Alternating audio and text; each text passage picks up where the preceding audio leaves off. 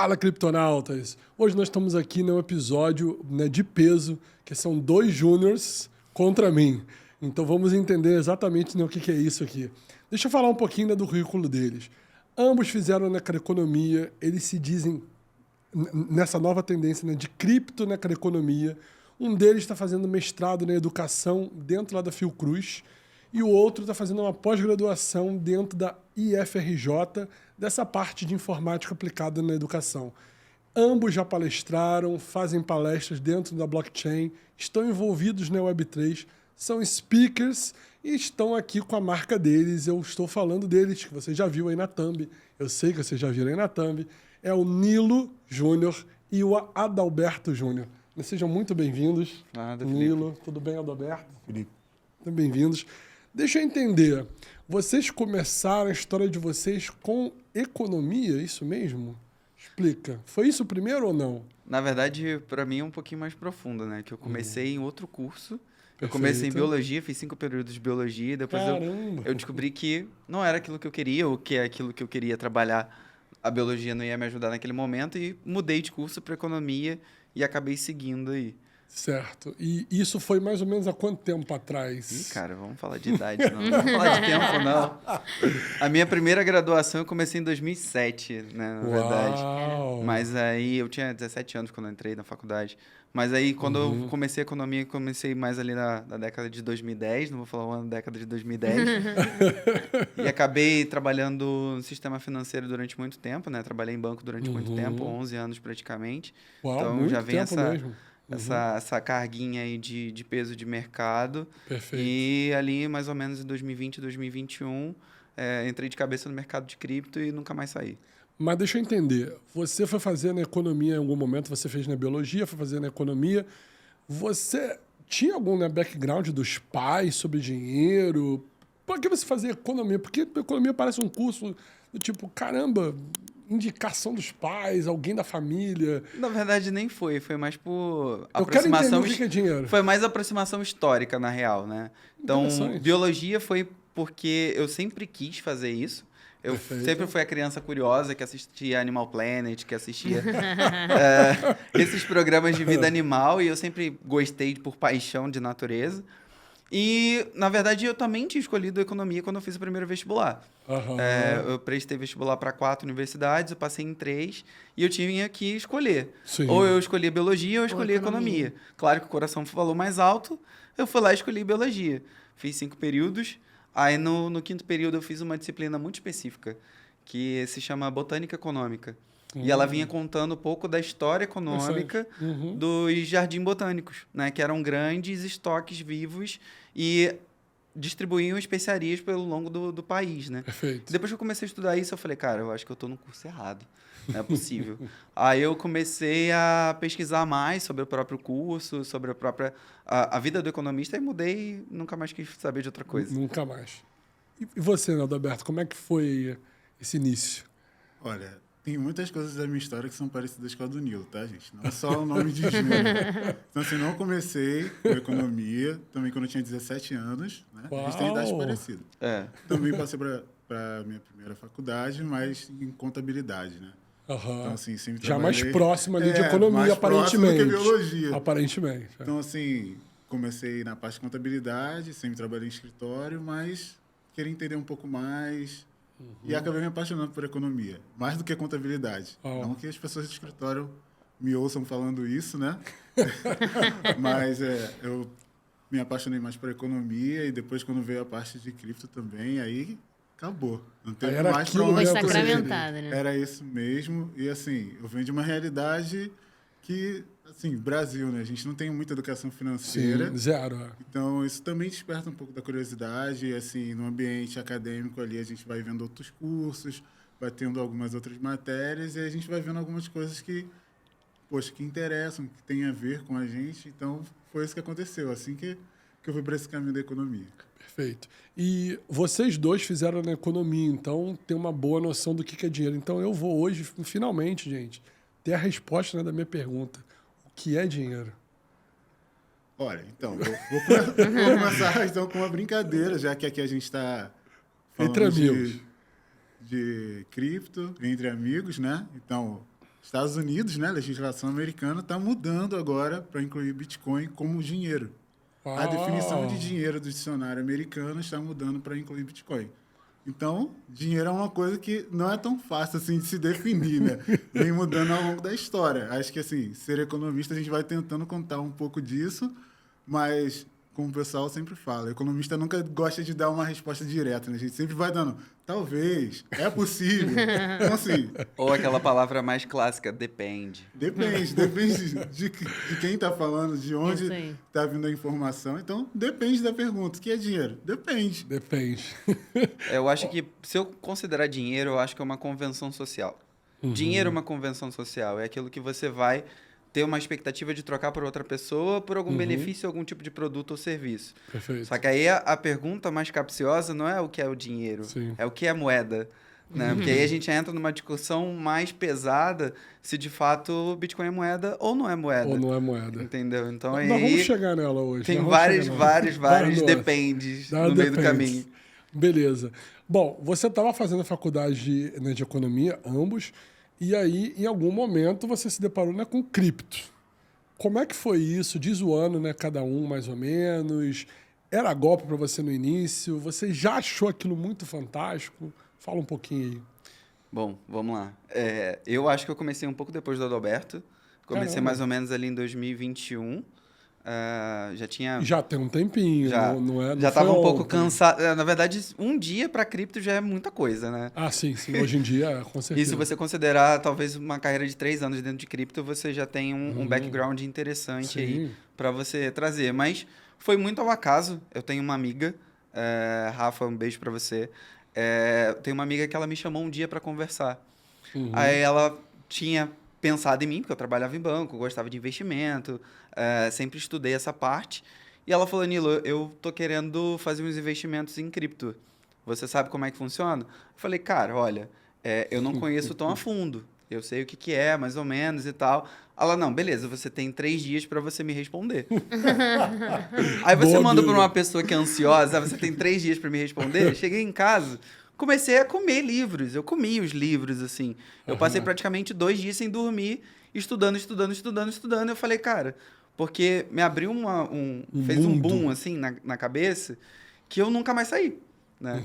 E daí a gente conversou e a gente começou a trabalhar mais, porque eu sou analista gráfico.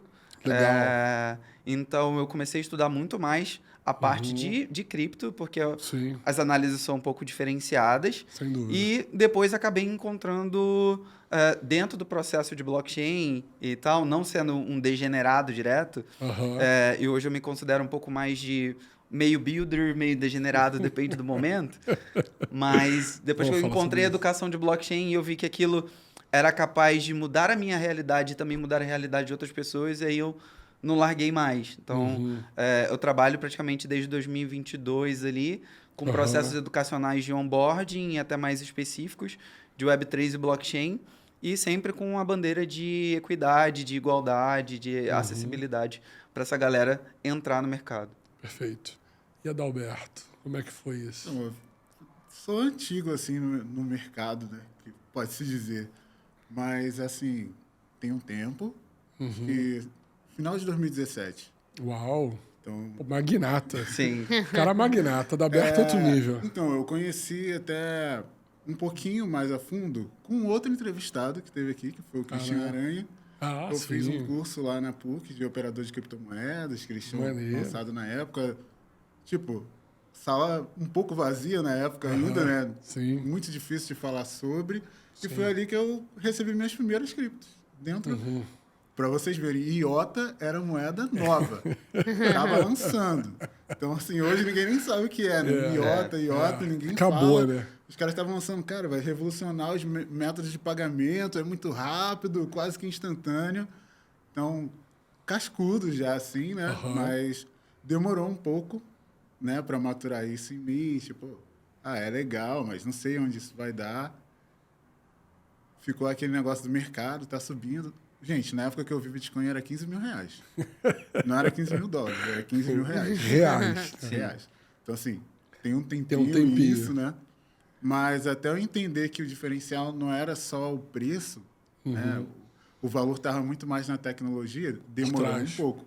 E aí, depois que essa chave virou em mim, aí também tudo mudou. E aí, tô com os 2 pés dentro e acabou. Acabou, né? não sai mais. Os 2 pés, os 2 braços, a cabeça. O corpo deitado. todo. Perfeito. E assim, entre a primeira vez que você ouviu falar e, de fato, o momento que você foi começar a comprar, como é que foi esse gap para cada um?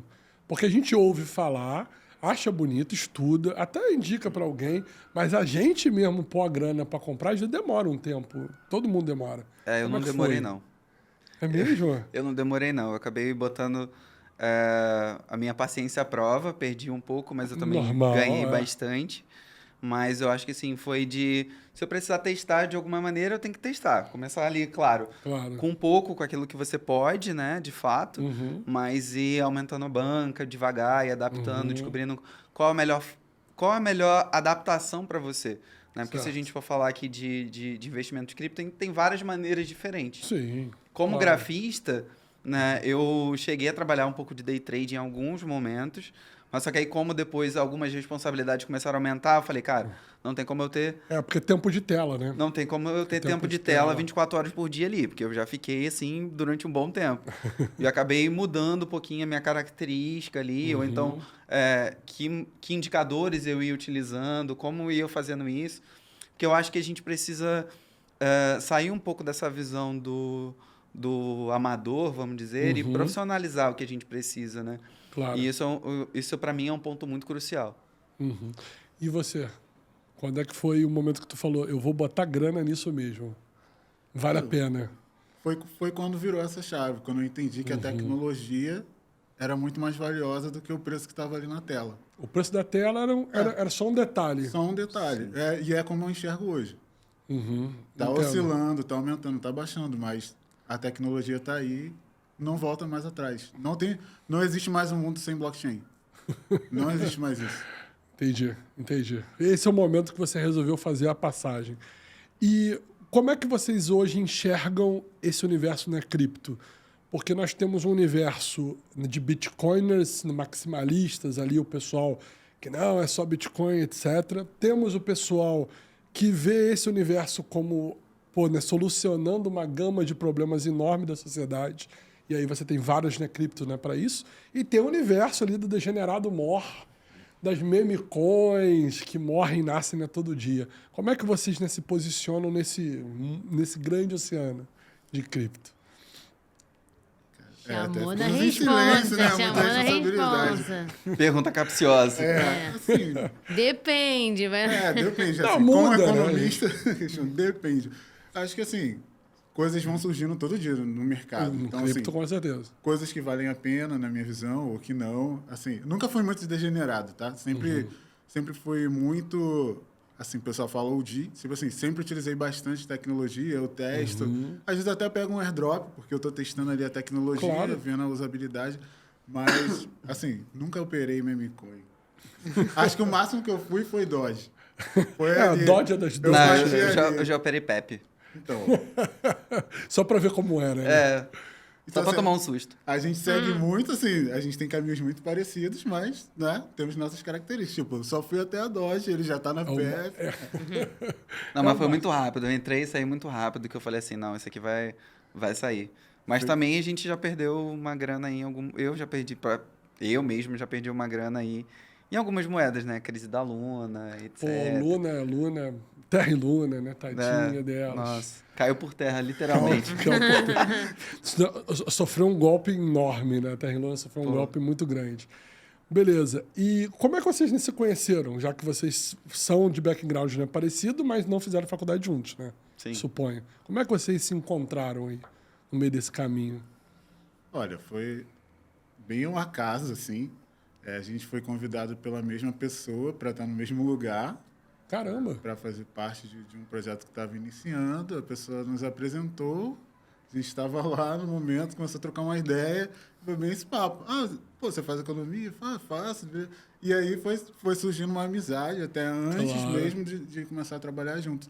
Então a gente começou a trocar ideia, falar sobre o mercado. Porque, assim, por mais que pareça que a cripto agora é mainstream, tá em todo lugar. Mas para conversar... É uma bolha ainda, é uma bolha. Com quem você vai falar? Sim. Entendeu? Então, assim, cada pessoa é muito valiosa para você ter o contato e começar a conversar. E a gente tinha várias ideias parecidas, até pela formação, então isso foi estreitando os laços. Isso foi o quê? 2022? 2022. Oh, caramba, recente, né? Recente. E que evento era esse? Eu tô curioso aqui para saber. Na verdade, foi um projeto social que a gente trabalhava junto. Bacana. E a gente fazia onboarding. Adalberto dava letramento digital e eu comecei a partir dessa parte da introdução à blockchain.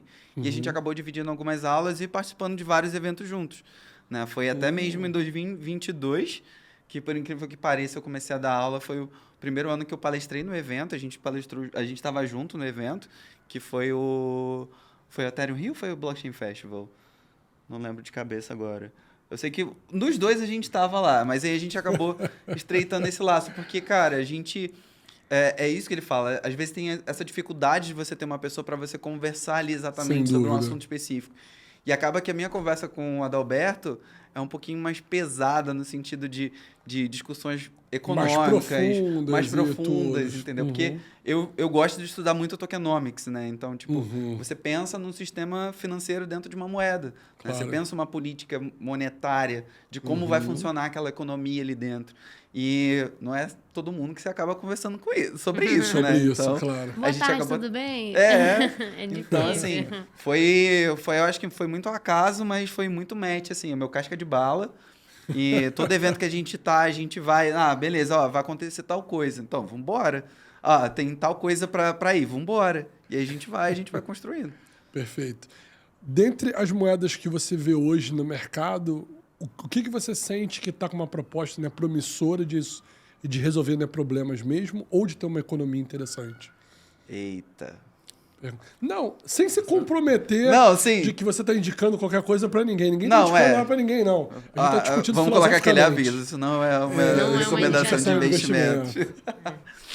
Cara, olha, se você for pensar como um degen, existem várias possibilidades. Perfeito. Né? Porque você pega do ciclo passado e desse ciclo moedas que ainda não recuperaram tanto valor anterior. Então, teoricamente, você tem um processo de probabilidade ali. Agora, se você for falar de construção, sendo builder mesmo, sendo o valor daquela tecnologia, aí a gente pode entrar numa outra discussão se vai surgir um Ethereum Killer ou se não vai surgir um Ethereum Killer. Mas eu acho que eu ainda estou muito no tradicional ali do Ethereum, do que está surgindo. O Solana está vindo também um pouquinho mais forte agora. Tem alguns outros projetos que a gente precisa entrar no meio, porque agora está tão segmentado. Se você abre no explorador de cripto e você separa por áreas, né? Você separa por infraestrutura, por DePIN, por NFT, por inteligência artificial, tem uma quantidade enorme. Só que aí a gente precisa também estudar não só os fundamentos, o que aquilo está sendo construído, aonde está sendo construído, até o market cap, né, de como tá, para você não entrar simplesmente numa bolha e de repente você sofrer um pump and dump ali sem saber o que é. Mas eu acho que estar nos eventos, conhecer mais a tecnologia, conhecer mais todo esse processo do que é e sair um pouco da tela e ir para o real, eu acho que isso acaba dando mais valor para a nossa profissão, até mesmo como economistas ou então como analistas de cripto, que você entende o ecossistema de uma maneira mais endógena, de uma maneira mais observatória do que está sendo construído, né? Não simplesmente olhar ali o preço ou o gráfico e você fazer uma entrada ou você fazer uma saída muito degen assim. Eu acho que isso é um ponto muito crucial. Tá. E você vê que vai ter um Ethereum Killer? Não sei. A gente não pode afirmar, porque muita coisa que aconteceu há 2 anos a gente achava que não ia acontecer e simplesmente muitas moedas sumiram, muitos processos sumiram. Cita uma que te surpreendeu, que sumiu do nada. Tu achava que... Cara, a Luna foi uma delas, né? Não, beleza, ok. Todo aquele algoritmo lá estava muito, muito bem construído, até no momento que alguém tirou uma pecinha e caiu tudo. Porque tinha ali se você fizesse um ataque com muito dinheiro, o algoritmo Exato. caía, né? Tava todo mundo esperando Cardano também, ADA, chegar a $10 e acabou voltando para 30 centavos de dólar. Agora tá ali brigando nos 50, tá sofrendo nos 50 centavos de dólar, 60 centavos de dólar.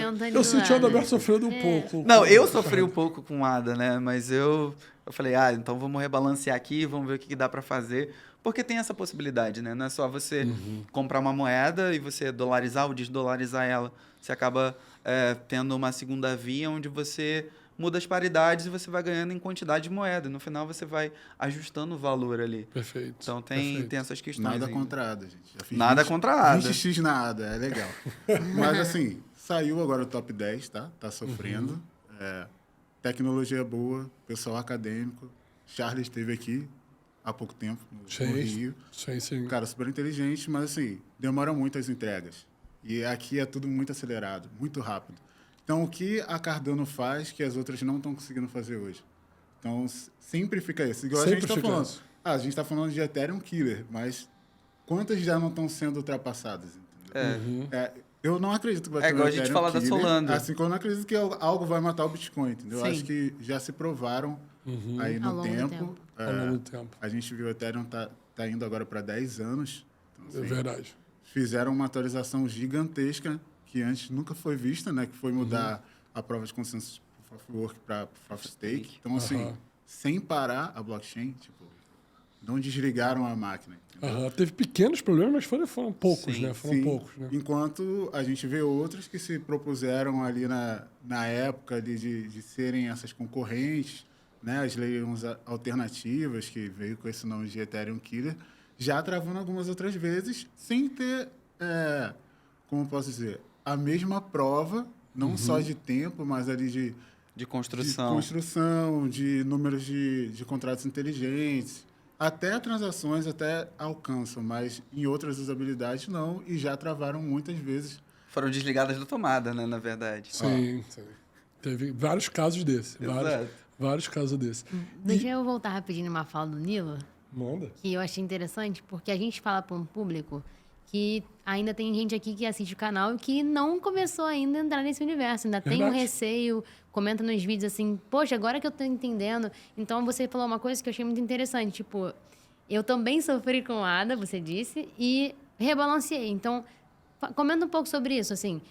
As pessoas têm muito medo de que aconteça alguma coisa e elas percam tudo. Mas calma, tem uma solução para caso isso aconteça. Exato. Então, comenta um pouco sobre isso, Cara, por favor. blockchain, Web3 e essa tecnologia, ela exige da gente uma coisa que se chama autorresponsabilidade. Perfeito. Né? A gente não tem como colocar essa responsabilidade do que é nosso na mão de outra pessoa. E eu acho que isso é um problema muito estrutural, até mesmo do Brasil, dos últimos anos, que a gente sofreu golpes e golpes acima de golpes, e que todo mundo se perguntava se aquilo era legal, se não era legal. Até, sei lá, meses atrás, minha mãe me perguntava se o que eu trabalhava era ilegal ou não era ilegal.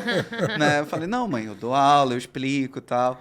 Porque eu acho que isso também é um medo. Né? Eu acho que a gente não tem uma educação de base, uma educação financeira de base, para explicar o que é um mercado volátil, o que é um mercado financeiro, o que é um ativo financeiro.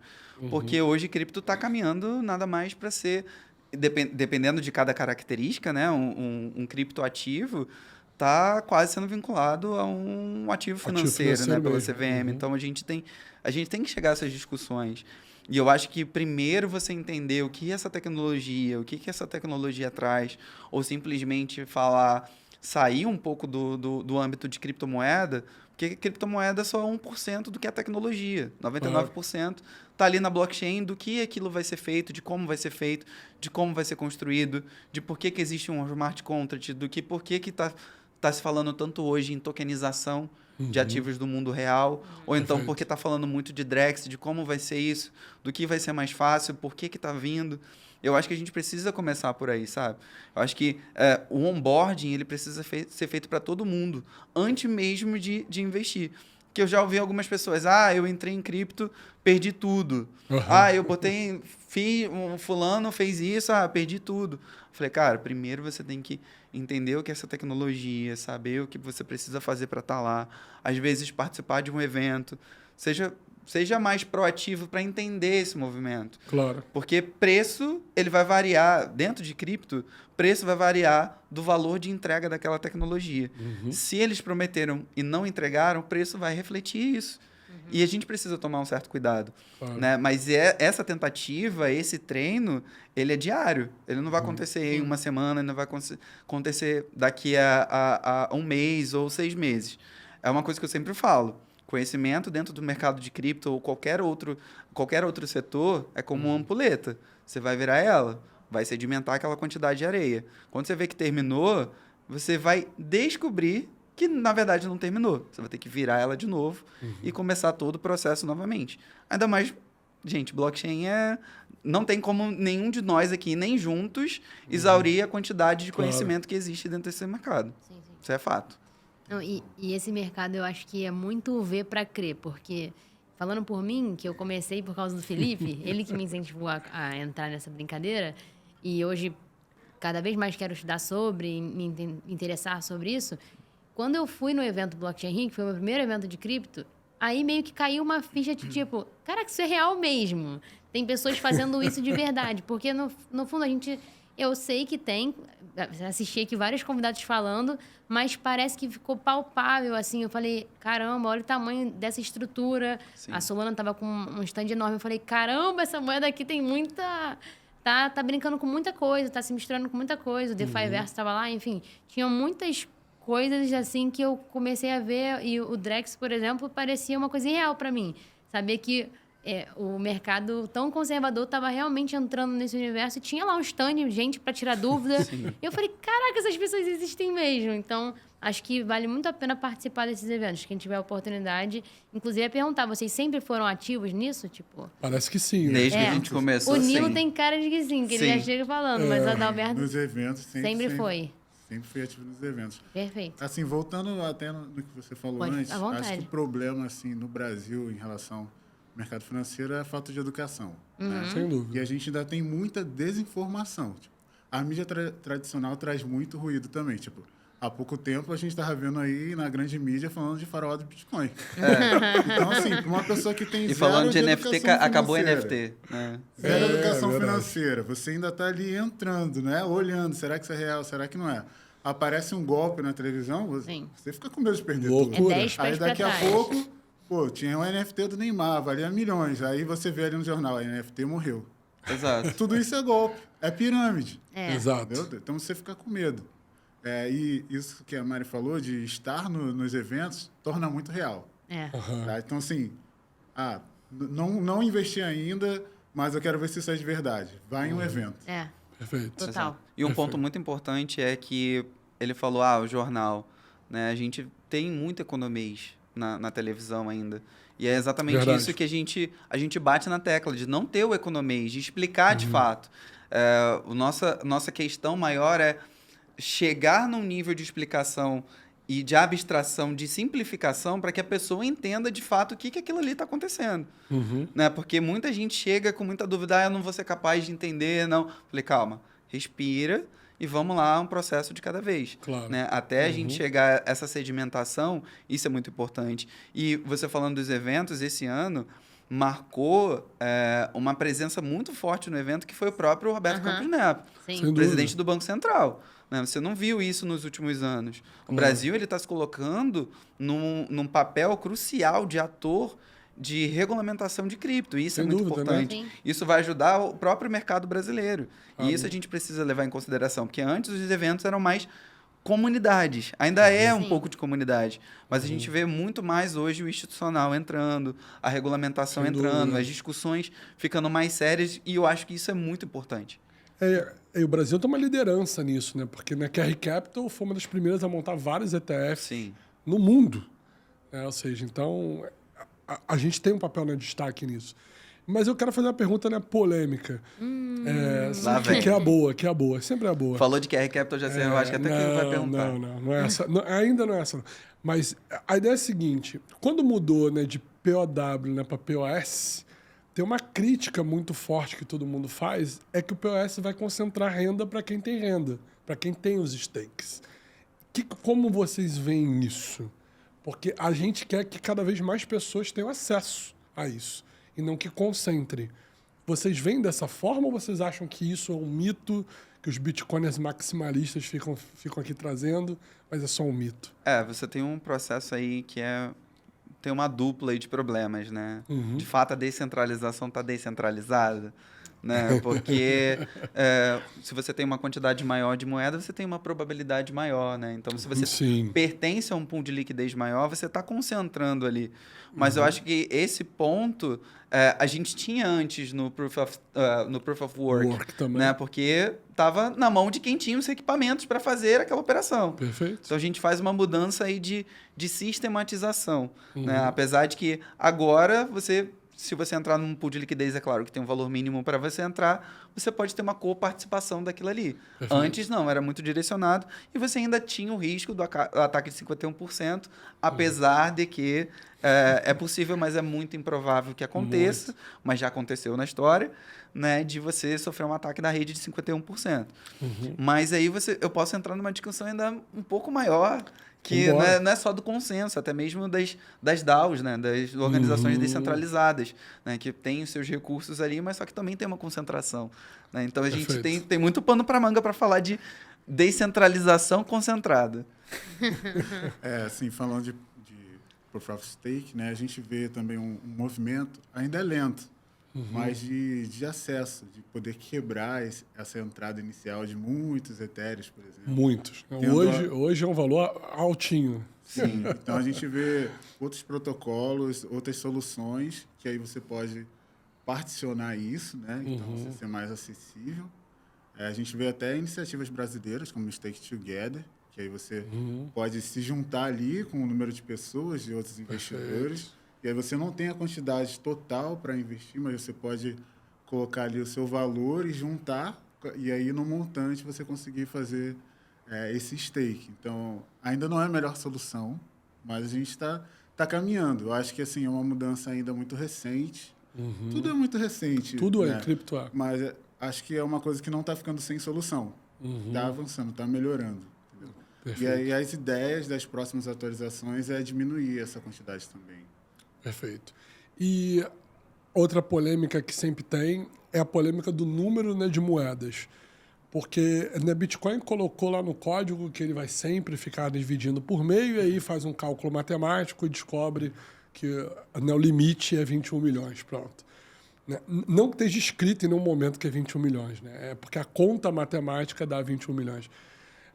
Mas Ethereum nunca teve limite, as outras nunca teve limite. Aí há uma concentração de moeda na mão de fulano e de beltrano. Como é que você vê isso? Você vê que uma coisa não escassa ou que está sendo feita pode gerar muito valor? Ou você vê que isso é um problema? Como é que você vê essas questões? Porque isso é uma pergunta que sempre fazem, né, para mim, que é o seguinte.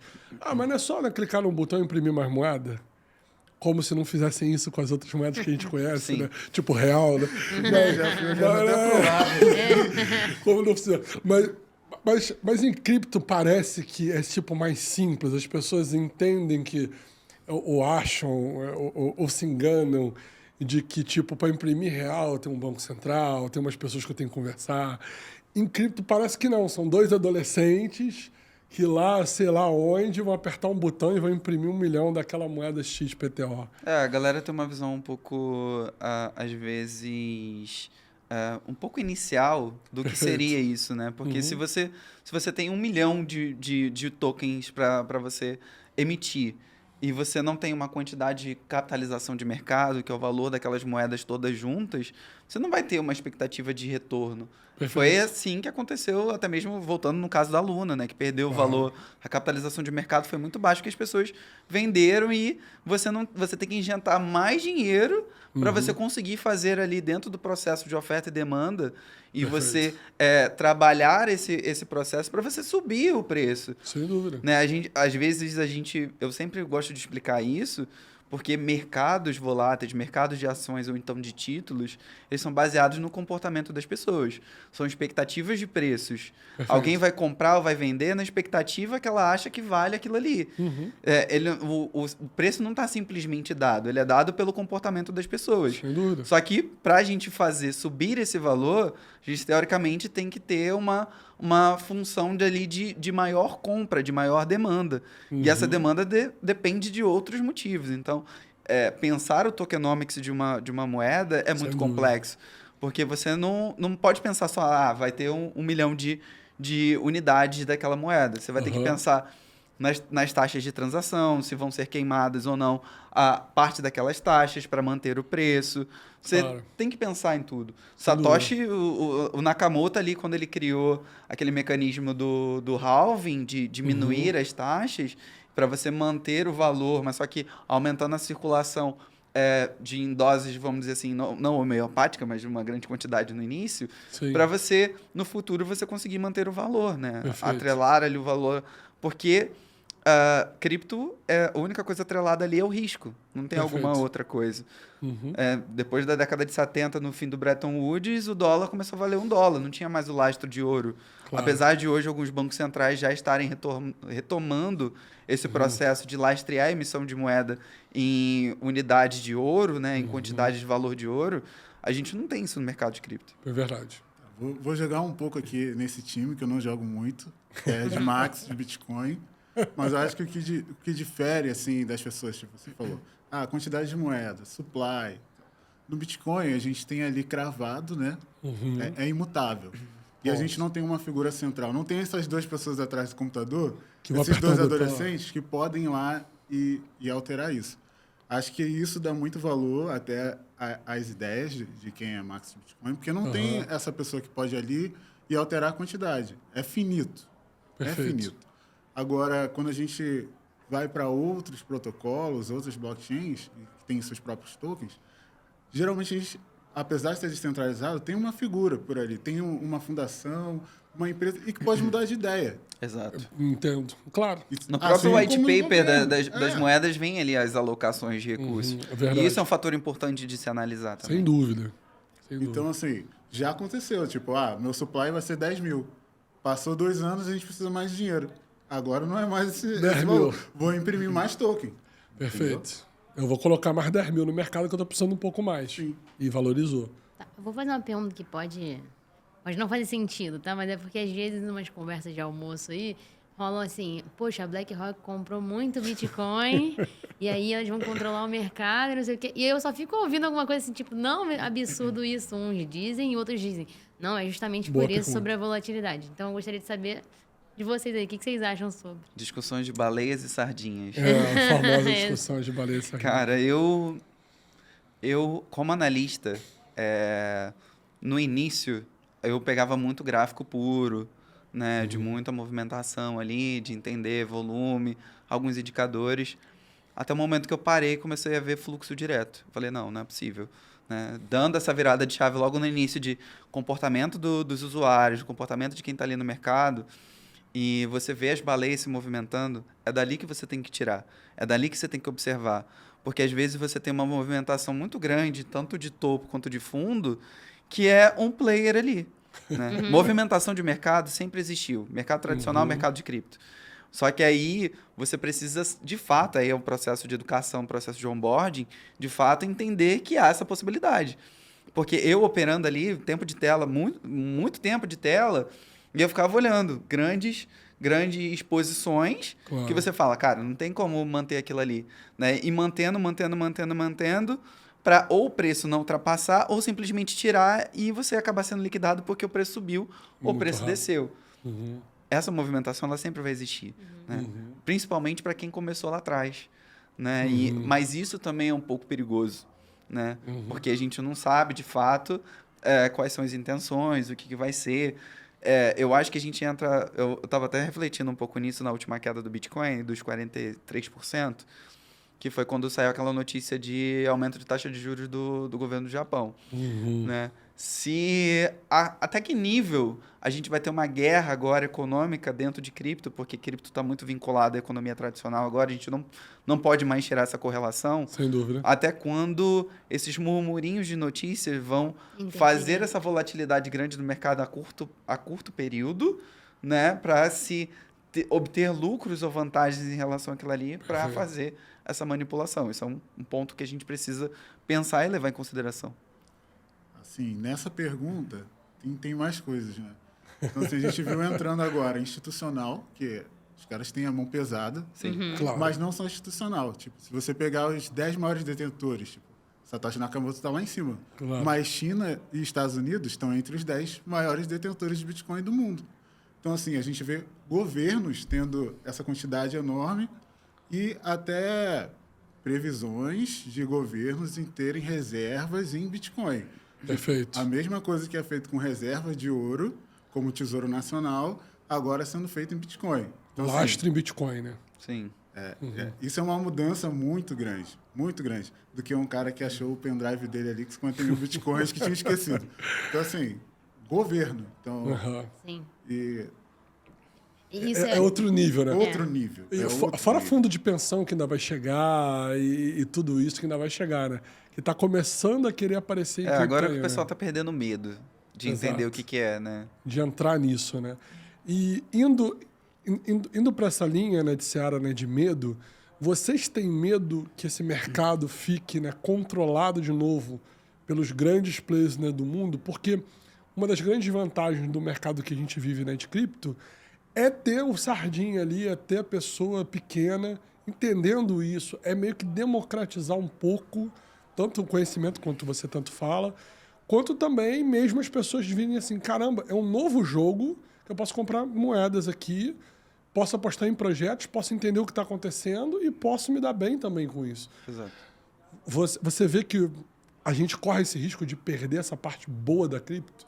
Então, isso é uma coisa que a gente discute muito e é uma coisa que a gente luta muito.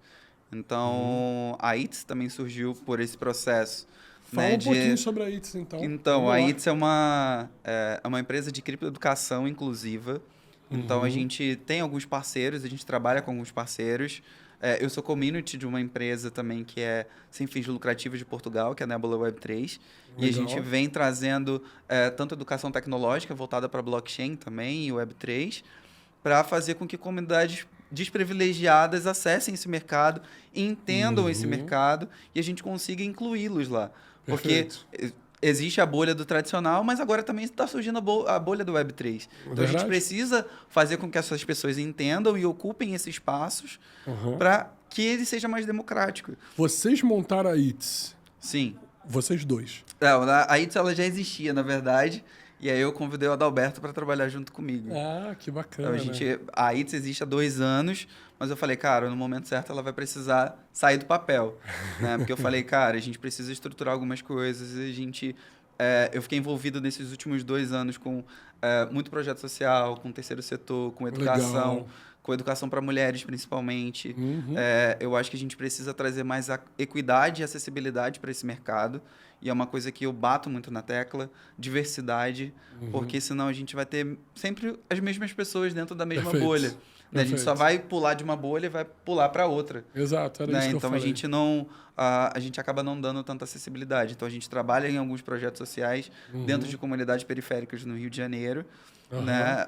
Não só no Rio de Janeiro, mas em outros estados, sempre trazendo esse processo de onboarding, de capacitação, pensando da onde a gente quer tirar essas pessoas e para onde que a gente vai levar. Então, né? O seu público-alvo hoje são empresas e ONGs, instituições do terceiro setor, mas para fazer online ou mixta ou no presencial? A gente faz todos eles.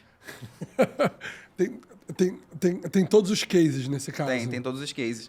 Eu dei aula ano passado para um projeto que era só para mulheres, inclusive com a Binance Carif, que tinha uma aluna que ela estava fazendo doutorado na Coreia do Sul. Uau. Então a gente fazia à noite e era amanhecer dela. Entendeu? Entendi. Aí, tipo, para mim foi muito gratificante. Essa turma específica tinham duas mulheres que eram refugiadas venezuelanas no Brasil, no Rio de Janeiro específico. Maneiro. E depois que a gente terminou o curso, uma estava fazendo curso de programação e foi contratada. Uau. E a outra começou a fazer faculdade de ciência de dados. Assim, para mim foi muito gratificante. Hoje a gente tem um trabalho ali específico com a Nebula, com a plataforma Impact, que é uma empresa de educação para a periferia, né? Perfeito. E a gente tem uma turma específica de mulheres na Rocinha, temos 12 mulheres aprendendo programação. Então, elas vão desde lógica de programação, front e back-end, né? Elas escolhem. E depois, ainda tem as nossas oficinas de Web3 voltadas para esse mercado. Tá, perfeito. Me fala um pouquinho, né, dessa parte, né, de conteúdo, né, programático. Que tipo de assunto vocês vão... Porque vocês são formados na economia, então você pode abordar desde o processo de começar a entender um pouquinho sobre dinheiro, moeda, etc. e tal, que a gente ainda vai falar, Sim. até você chegar na parte mais fina, né, de Web3, né? Como é que vocês estão fazendo esse conteúdo programático? Cara, tem que começar do zero. Então, é isso que eu ia falar. Normalmente, tem que começar do zero. Quando eu falo do mercado, eu primeiro explico toda a construção até chegar o Bitcoin. Por que o Bitcoin? Né? Por que surgiu? Da onde que veio? Por que na crise de 2008? Por que moeda? Por que inflação? Por que subprime? Por que bolha? Né? Então, a gente tem que primeiro fazer esse processo histórico para a pessoa entender do que de fato é aquilo ali, porque não adianta simplesmente, é Bitcoin. Tá, mas e daí? Da onde surgiu? Por que surgiu? Perfeito. Só que aí a gente precisa dar ainda mais uns passos atrás, porque eu preciso entender a realidade daquela pessoa. Claro. Para entender a realidade daquela pessoa, tem que saber quantos anos ela tem, da onde que ela saiu, qual é o grau de instrução, para que a gente quer fazer aquele curso. A gente fez um curso ano passado, que nós dois demos aula e mais alguns outros parceiros, que eu fiz uma pesquisa no LinkedIn. Durante algumas semanas eu fiquei no LinkedIn procurando blockchain, Web3, Ethereum, e eu fiz uma separação entre hard skills e soft skills. Perfeito. E aí eu juntei tudo isso e fiz um programa de construção para que no final eles soubessem ali o básico do mercado, o que eles poderiam fazer para entrar no mercado de trabalho. Algumas pessoas já estão trabalhando e para mim isso é muito gratificante. Então a gente sempre tem que pensar todo esse processo. Então a gente tem esse básico de onboarding, mas eu trato mais da parte de negócios, o Adalberto acaba tratando mais da parte de programação, a parte mais técnica. Okay. Então, eu falo sobre investimento, eu falo sobre criação de business, eu falo sobre a carreira ali dentro da Web3, do que a gente pode fazer, de como construir, que eu acho que isso é bem importante. Não é só falar, mas como que essa pessoa vai usar. Perfeito. Como que essa pessoa vai utilizar a tecnologia a seu favor e para ela ganhar renda ali, né? O Nilo deixa as coisas mais chatas de explicar para mim, tá, gente? Eu senti isso, eu queria dizer que eu senti isso. Né? Senti Mas, isso. assim, vai muito até da questão... Pegando sempre aqui o exemplo da Mari, né? Mas Drex. Drex tá aí. Quem é que sabe sobre isso? Quase ninguém mesmo. Quase ninguém. Então, assim, a gente está numa bolha, dentro de uma bolha, mas já algo que já está acontecendo e que todo mundo vai ter que utilizar. Perfeito. A gente já tem aí consórcios testando prova de pagamento. Né? Exato. Então, esse ano já está saindo para o institucional, empresas e circuitos fechados, mas no ano que vem vai estar para o PF, pessoa física. Sim. E assim, vai ser igual o Pix, que você vai acordar e todo mundo vai estar usando o Pix, vai ser assim no Drex. Né? Todo mundo vai ser obrigado a utilizar, mas se você não conhece, não sabe o que é, como você vai utilizar? Exato. Então, não só sobre o Drex, mas está em todas essas partes da blockchain. Então, como a pessoa vai ter a liberdade financeira, a autocustódia, saber o que é Bitcoin?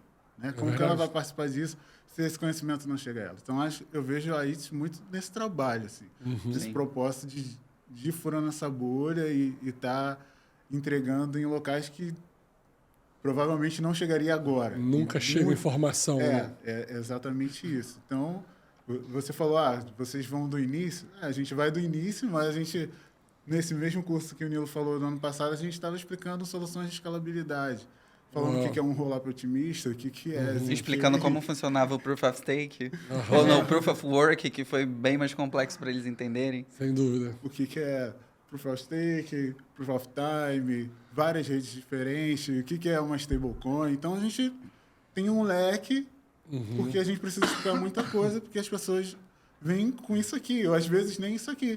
Claro. Tem lugar que a gente chegou que a pessoa não sabia nem usar o computador. Então, a gente ensina a usar o computador e até a pessoa... Tipo, já peguei aluno que não sabe o que era um mouse e chegou a criar um token dentro da rede blockchain. Então, assim, a gente pega do zero. Não tem, não tem pré-requisito para Inclusive, vou aproveitar que a gente vai ter uma rápida...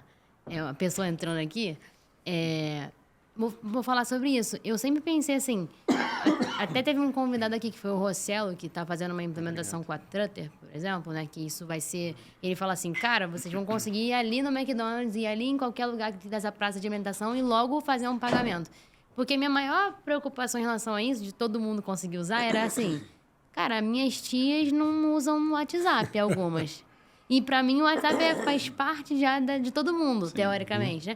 Mas a minha família tem gente que não usa, pessoas mais velhas. Então, assim, se não usa o WhatsApp, como é que ela vai entender o que é Drex? Então, pensando nisso, como que a ITS se posiciona para essas pessoas mais velhas? Vocês têm algum programa voltado para essas pessoas que não têm muito acesso?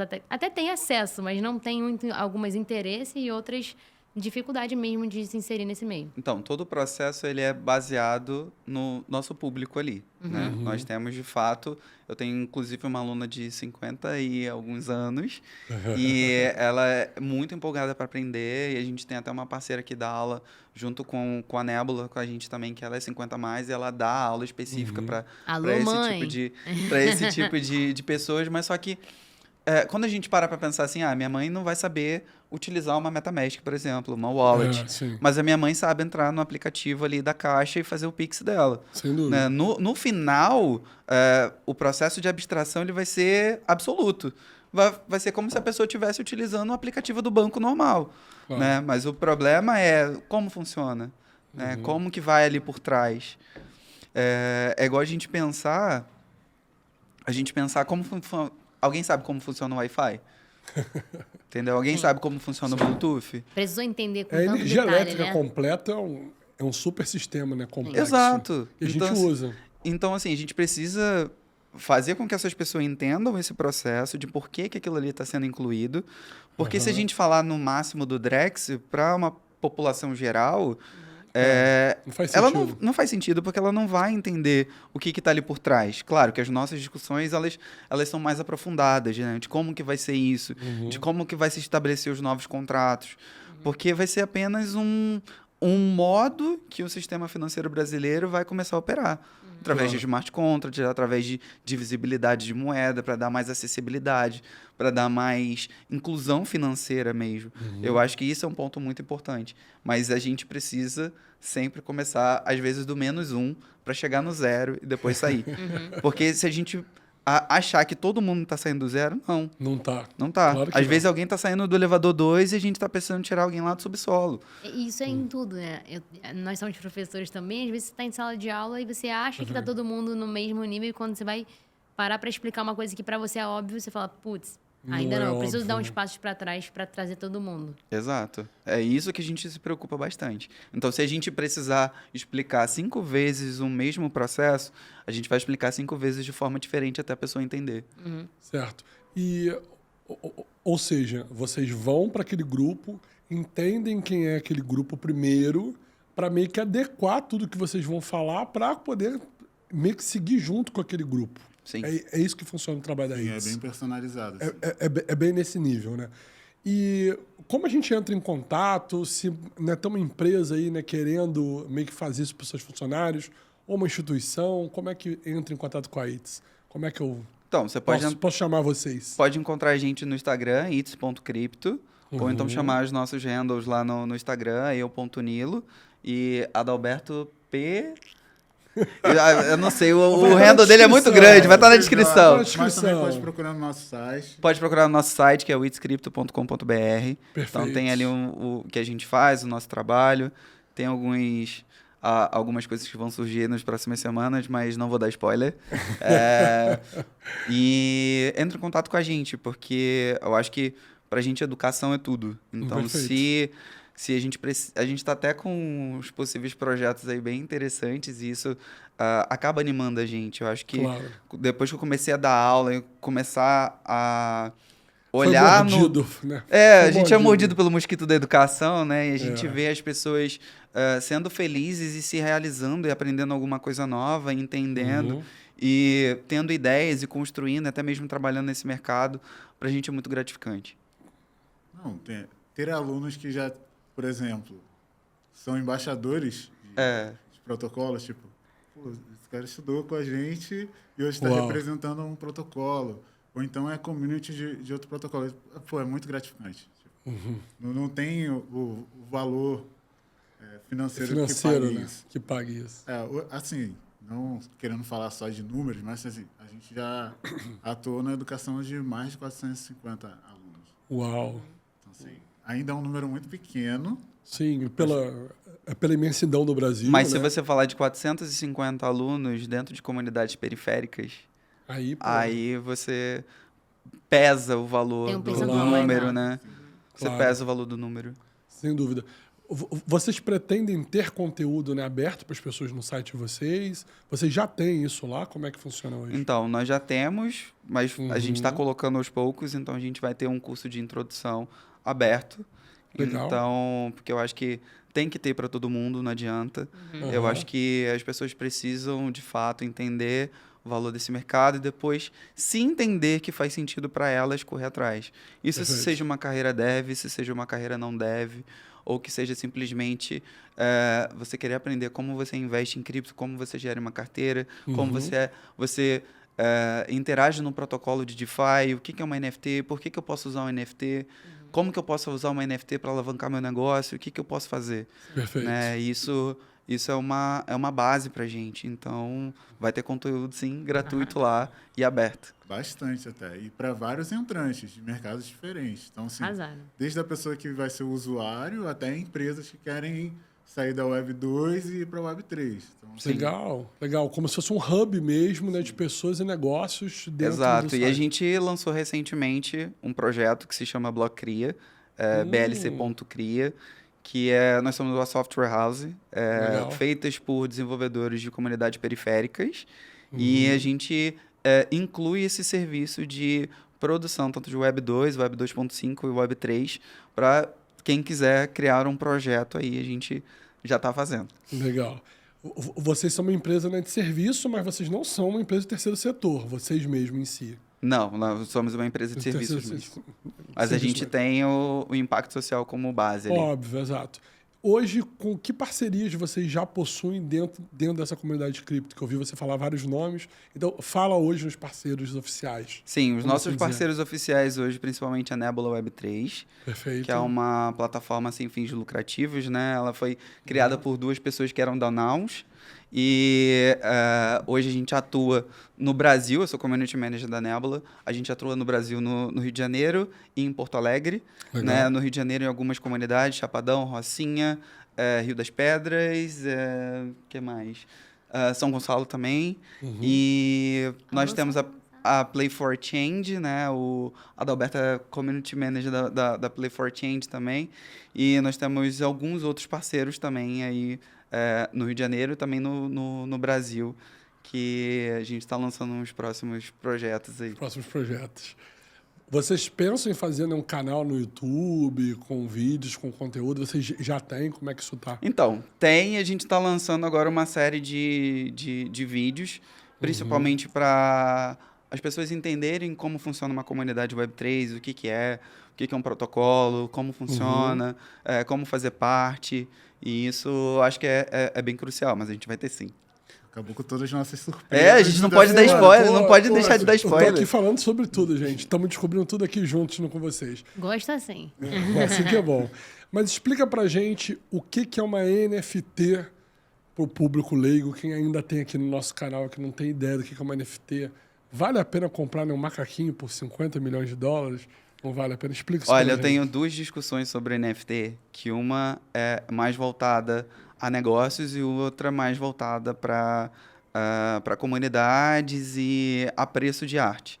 Interessante. Né? Então, se você considerar NFT como um negócio, como um processo de negócio, a gente cita uma marca brasileira, que é a própria Reserva, que você tem um NFT lá, você tem um passarinho lá, e você tem acesso a um site específico, se você tiver esse NFT. Então, você tem produtos específicos, você tem uma comunidade específica para você agir, você tem descontos, você tem acesso a eventos, etc. E mais a parte de NFT criptoarte, que eu sou um NFT criptoarte.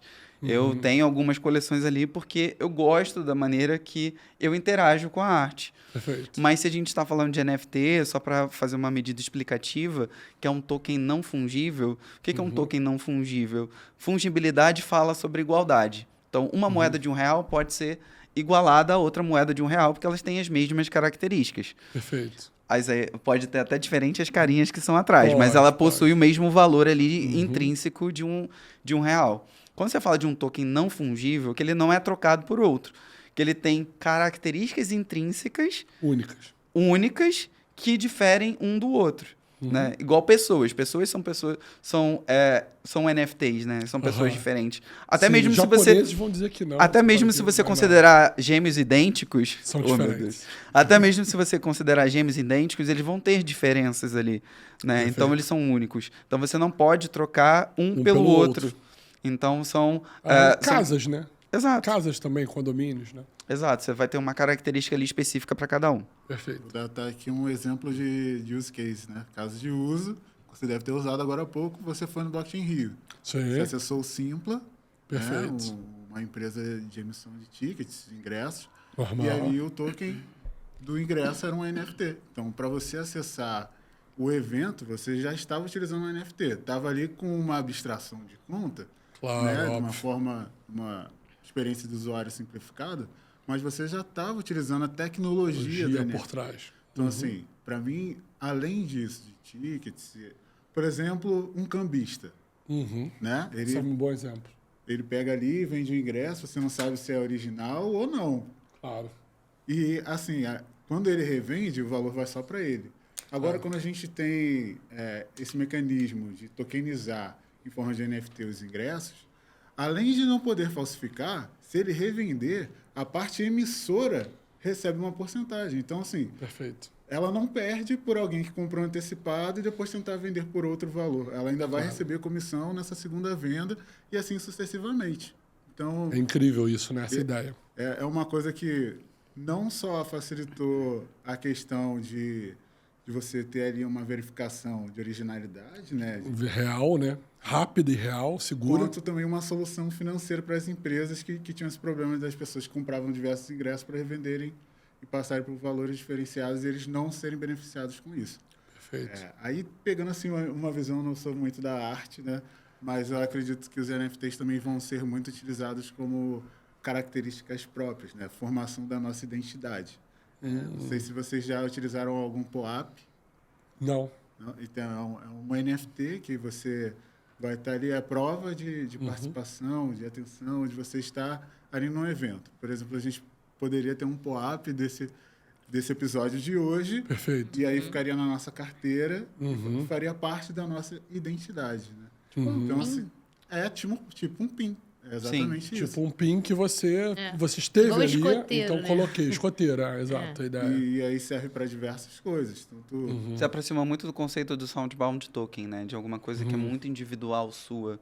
Né? Imagina se os nossos NFTs representassem nossas graduações, os nossos cursos, ou aquilo que é só nosso, aquilo que só você criou. Né? Então tem esse processo de identidade, né? De prova de identidade. Então, esse exemplo que o Nilo deu de tokens de alma, né, traduzindo, são tokens intransferíveis. Então, assim, quando você, por exemplo, completou a sua graduação, você vai emitir o seu certificado ali, o seu diploma, e ele é mintado, criado, ele aparece na sua carteira, você não consegue transferir ele para mais ninguém. Perfeito. Você é proprietário único e aquilo está atrelado a você para sempre. A você para sempre. Perfeito. E isso não funcionaria com todos os seus títulos, tudo que você produziu, o que você fez, que fosse único, né, de verdade. Mas eu gostei também quando você falou da parte, né, de NFT, né, para negócios. Ele deu um bom exemplo, que é o exemplo de você ter ingresso, né, e isso aí funciona. Você deu um outro exemplo que também é muito bom, que é o exemplo, né, da reserva. Que outras ideias você já viu sobre isso ou já até sugeriu para outros negócios? Cara, eu já sugeri alguns, né? Porque a gente sempre tem umas ideias muito loucas relacionadas a isso, né? Que alguém senta para conversar com a gente, eu fico pensando assim, pô, dá para usar como isso aqui, como um clube, né? Um clube de benefícios, então você pode aplicar isso para várias outras coisas. Perfeito. Tem os eventos, o próprio show do Milton Nascimento do ano passado, que foi o último show dele, emitiu-se uma NFT, então foi uma NFT histórica, só quem foi naquele evento vai ter. Tinha, acabou. Então, acho que tem várias dinâmicas que você consegue utilizar. Algumas DAOs utilizam o NFT como forma de voto, e isso é importante. Porque eu acho que... Oi, mano. É que me dá uma sensação de que vocês estão gamificando o mundo real, né? Com NFT. Eu me sinto colecionando coisas. Vocês estão falando assim, você falou uma NFT histórica. Eu pensei, cara, é exatamente o que a gente fazia em jogos. Sim. Exato. Sim. Adalberto, com certeza, ele vai dar um exemplo que é do card game. Vambora. Não vou dar. Dá o exemplo do card game, dá o exemplo do card game. Senão o Nilo vai te explanar. Não, então, assim... Pô, coisa muito de nerd, tá, gente? Mas vamos lá. Card game... Vou dar o exemplo do card de Pokémon. Que é um caso... você jogou Pokémon? TCG. Jogou. Mas o que acontece? Tem uma empresa que, assim, é vinculada a serviço de segurança. Posso falar o nome da empresa? Pode, claro. Que é a Brink. Né, que transporte famosa, de valores, famosa e internacional. Gigante. O que a empresa faz? Você tokeniza em formato de NFT os seus cards. Então tem uma verificação ali de qualidade, igual se você fosse ali no trato feito. Ou exato, você fosse famoso, né? Então você tem uma avaliação e você coloca um valor ali. Perfeito. E aí você tem isso guardado dentro da seguradora de valores. Né? Perfeito, da Brink. E você tem ali um gem digital, que é esse NFT, que fica no marketplace. Uau. Então eu posso comprar e ficar ali na minha carteira digital, mas eu posso fazer o resgate do físico a qualquer momento que eu você desejar. queira. Então, assim, facilita a minha venda e a preservação do meu item colecionável. Né? E eu consigo transacionar com pessoas de qualquer lugar do mundo. Eu não preciso pegar meu álbum de figurinhas e vender ali. Mas isso é aplicado para várias outras coisas além do Pokémon, tá?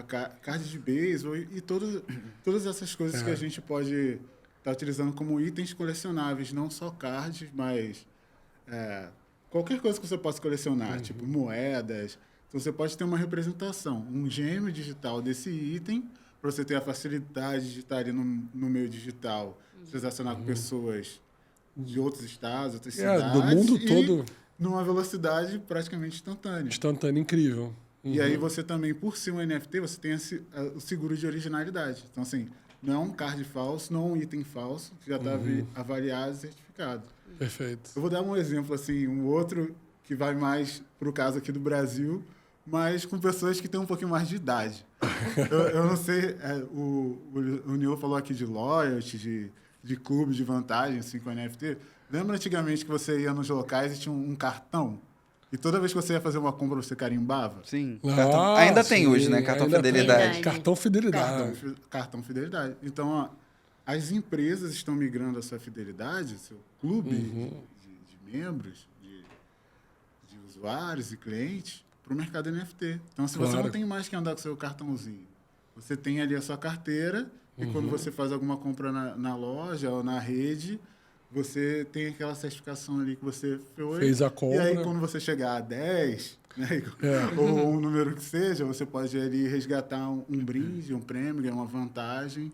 Perfeito. Então, ou queimar esse NFT igual o Gotas faz, né? O Gotas, é um processo de você criar uma NFT participando de alguma comunidade ou algum evento e, de repente, quando você chega a uma quantidade ali, você quer trocar por algum benefício, alguma mentoria com o Felipe, alguma mentoria com a gente. Então, você queima aquela quantidade e você tem acesso àquilo ali. Então, tem várias aplicabilidades. Eu gostei muito desse exemplo, né, de card game, porque eu joguei muito tempo, né? Jogava outros Magic. E jogava, né, VTES, né? Que você nem sabe o que era. Vampire, Eternal Struggle.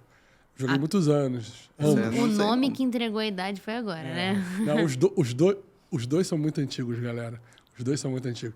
E a gente tinha um problema que era clássico, que era você comprar boas cartas de Magic, né, do Japão. Né, Mt. Gox, né, surgiu assim, inclusive, né, para quem não sabe. E a gente tinha que mandar carta, né, para o Japão com a carta de Magic dentro. E às vezes não vinha numa qualidade boa, porque você não tinha como. Então, assim, isso resolve tanta coisa nessa época, porque você transformou aquilo numa coisa, né, segura, que a Brink está lá como fiel, né, depositária. Exato. E você tem o item, né, virtual para você poder fazer o que você quiser. Isso resolve tantos problemas dessa época, você não tem ideia. Tô te mandando uma Black Lotus, confia. Confia que a Black Lotus vai chegar, né? Confia. É muito bom. Então é uma boa ideia. E vocês veem que esse mercado ele anda em ciclos baseado no Bitcoin, ou hoje nós estamos chegando num nível, né, de maturidade que não mais interessa tanto os halves, né, do Bitcoin. Claro que no preço sempre vai interessar, eu entendo, a gente entende, mas que o mercado já está se acomodando para tipo, né, continuar, né, avançando, mesmo que o Bitcoin vai fazer as oscilações que o Bitcoin faz. Então, já praticamente há 1 ano e meio a gente vê essa correlação direta. O primeiro grande baque do mercado, vamos dizer assim, que a gente começou a observar saindo do mundo real e indo para o mundo cripto, foi a guerra da Ucrânia. Perfeito, Né? verdade. Então, a guerra da Ucrânia se estabeleceu ali, teve aquela problemática toda do petróleo, matriz energética, o preço do Bitcoin foi lá embaixo. Né? A gente começou um mercado de baixa aí, que agora que a gente está começando a se recuperar. Então, toda vez que você vê um grande evento macroeconômico e político, você está vendo uma observação dentro do mercado. Eu acho que a gente já chegou no nível de correlação e até mesmo, podemos dizer assim, um pouco de maturação, porque a gente está planificando o mercado, né, de acesso ao mercado, que a gente já está muito correlacionado. E qual a expectativa de vocês, então, para esse ciclo, né, do Bitcoin e para esse ciclo das criptomoedas aí? Vamos nos comprometer ao longo do tempo nesse vídeo. O que vocês imaginam? Ó, eu tenho um problema com uma palavra. Eu vou falar com essa palavra. Vou falar antes. Narrativa. Eu não suporto essa palavra. Narrativa. Não, porque a narrativa de tal coisa, narrativa de tal coisa. Narrativa, no fundo, é só uma historinha para influenciar outras pessoas nesse sentido. Sim. Então, assim, não falo sobre narrativa, eu falo sobre estrutura econômica. Ok. Né? Porque eu acho que hoje a gente tem que discutir isso. Então, hoje, por exemplo, exatamente hoje, nesse dia da gravação, saiu uma notícia da expectativa de baixa de taxa de juros dos Estados Unidos. Verdade. Fez com que o Bitcoin já subisse, começasse a subir. O mercado voltasse a subir. Então, significa que talvez a gente tenha mais liquidez no mercado, faça que a gente tenha mais movimentação e faça que a gente venha uma ascendente aí. Perfeito. Então, assim, a gente precisa analisar todos os pontos macros e políticos, porque, infelizmente, deixa eu falar uma coisa para vocês. Quando vocês entram no mercado de cripto, vocês não são mais brasileiros. Vocês são cidadãos do mundo. Né? O que vai acontecer na China vai te afetar. O que vai acontecer no Japão vai te afetar. O que acontecer nos Estados Unidos vai te afetar. O que acontecer na África, hoje onde tem um papel muito sério financeiro da China, vai te afetar também. O que acontece na Europa vai te afetar. Então a gente precisa estar ligado o tempo todo, né? no que é essa discussão. E daí a gente parte para um problema mais sério, que é educação financeira e educação, vamos dizer assim, econômica, de saber o que é. O que é uma taxa de juros? Perfeito. Né? Por que a taxa de juros afeta a economia? Como isso é feito? E aí a gente tem uma divergência muito grande dentro do próprio processo de economia. Sim. Porque a economia tem escolas diferentes e observações diferentes do real, do que está acontecendo. Algumas coisas podem funcionar, outras coisas não vão funcionar, ou simplesmente a gente entra no mainstream do mercado neoliberal para entender esse fluxo. Né? Mas aí são discussões bem mais pesadas. É bem mais profundo. Vou trazer coisas mais simples, tá, gente? Assim, eu enxergo, por exemplo, o Bitcoin bem mais próximo agora do mercado tradicional, nesses últimos anos. Igual, por exemplo, há uns anos atrás, quem pegou o Bitcoin antigo, tipo, nem aí que se mudou a taxa de juros do mercado americano, da economia americana. Te assustava só quando o Elon Musk tweetava alguma coisa. Então, assim, a gente vê essa aproximação da economia tradicional no Bitcoin, mas, ao mesmo tempo, a gente vê o descolamento das alternativas ao Bitcoin, né, de outras moedas, outros tokens, esse descolamento do Bitcoin. Então, assim, a oscilação do Bitcoin, por exemplo, se o Bitcoin caísse 10%, todas as outras moedas despencavam 50%. É verdade. E hoje a gente vê que tem moeda que não oscila, dependendo ou não do valor de Bitcoin. Então, e às vezes vai até o contrário. Até exato. se valoriza. Então, assim, a gente vê o descolamento.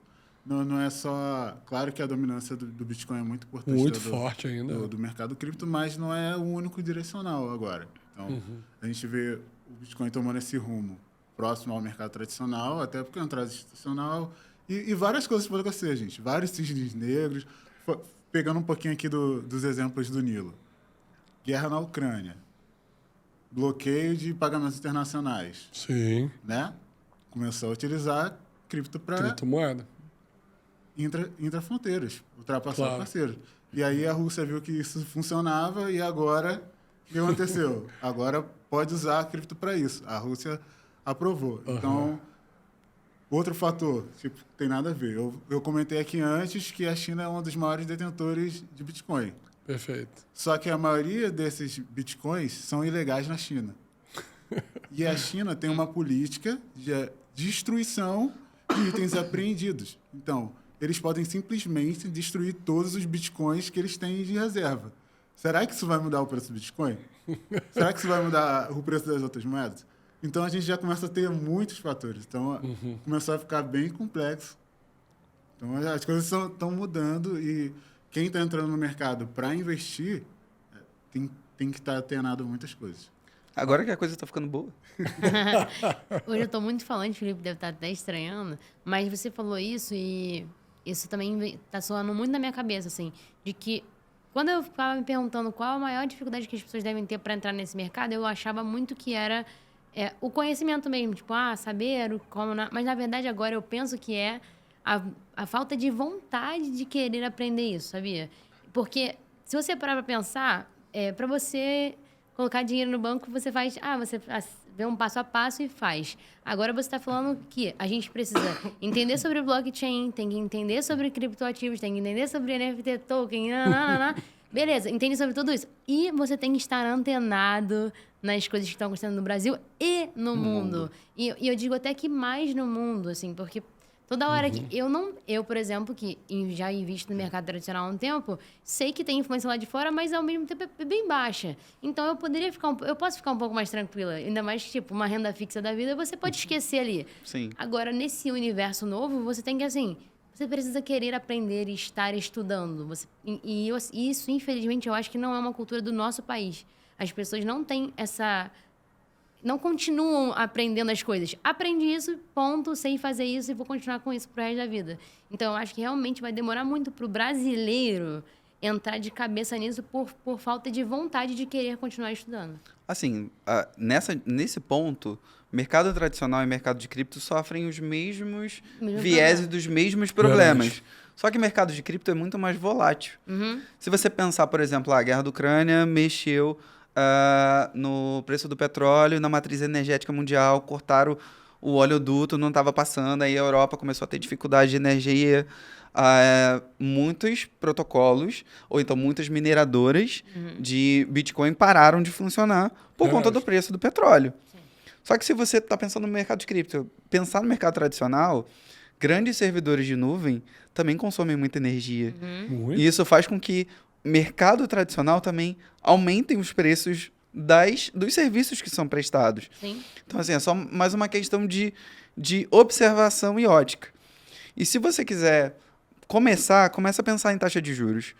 Porque só na ótica, assim, taxa de juros de um governo, se aumentou, teoricamente o título desse governo vai começar a pagar mais. Então as pessoas vão sair de mercados mais voláteis para mercados mais estabilizados com uma taxa de juros maior. Foi o que aconteceu hoje, ao contrário. Os Estados Unidos falou que vai baixar a taxa de juros. Se de fato baixar a taxa de juros, as pessoas vão sair do mercado tradicional de títulos públicos e vão ir para mercados mais voláteis. Então, assim, já começa por aí. Então, a gente tem que sempre no básico, mas depois fazendo as ramificações. Porque se a gente for pensar, a gente vai ficar maluco. Exatamente. Né? A gente vai ficar maluco. Porque a conversa é sem fim em relação a isso, né? Não tem Então, para Nilo Júnior e Adalberto, vou colocar os dois na rodada, depois de aprender sobre blockchain e essa parte, não dá para entender tudo, mas entender. Beleza, estou entendendo um pouco sobre, seria saber taxa de juros e do mundo, né? Tipo, prestar atenção nisso, no que está acontecendo no mundo. Você acha que é um conhecimento mínimo, assim? Sim, saber o básico de economia, de como funciona a economia, de como funciona o sistema financeiro. O outro economista que veio aqui, eu tô falando a ameaça hoje. O outro economista que veio aqui falou sobre economia austríaca. E ele falou que depois que isso apareceu na vida dele, foi tipo um pá. Ótima pergunta. Eu quero saber de vocês, isso aí. O que isso... Eu posso ir embora? Porque eu posso ir embora? Eu quero saber a visão de Olha, vocês. isso vamos começar a falar sobre isso, né? Agora a gente vai entrar em polêmica e... É bom. Deixa eu levar a tapa. Eu não sou austríaco. não concordo. Para o nosso público. Não concordo com você mais. Você até parece bem austríaco, assim, fisicamente.